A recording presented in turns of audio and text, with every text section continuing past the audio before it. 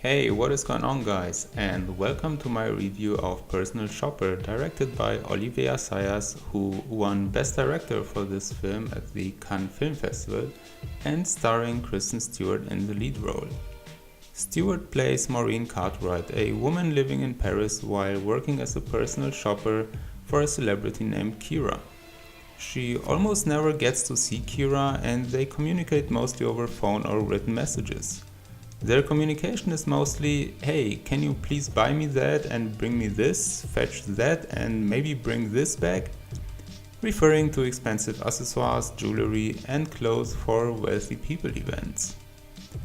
But the main reason why Maureen is in the city is because she's trying to contact her brother who died over a year ago from a heart attack caused by some sort of malformation and who was considered a spiritual medium.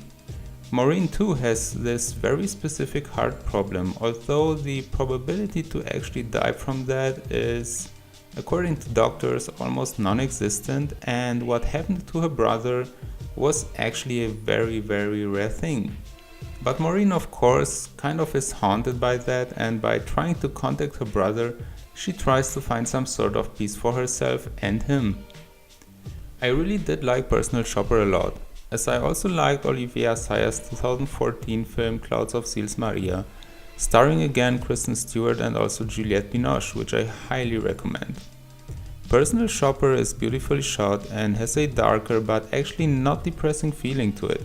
The suspense in this movie is there all the time, although it's not intrusive and has more of a gentle touch to it. Kristen Stewart is great as Maureen Cartwright, and I honestly never understood why people complain so hard about Stewart's acting skills. She has a very unique way of minimalistic acting, and it's beautiful to discover the fine facets of it. She really does a great job here and has also some very courageous scenes. What I also really liked about this film is the fact that it is actually not your standard ghost story cliché thing. And Assayas did well in not naming the movie in a way that would attract people who are into this kind of movie, like the Conjuring movies for example. This film is more about a woman trying to connect with her dead brother, yes. And yes, you have here and there a few sequences where you kind of see something supernatural, but it's very subtle and very well placed, and most important, the film is not building up towards those scenes, so you don't feel force-fed the specific emotion you are supposed to have when the ghost scene hits.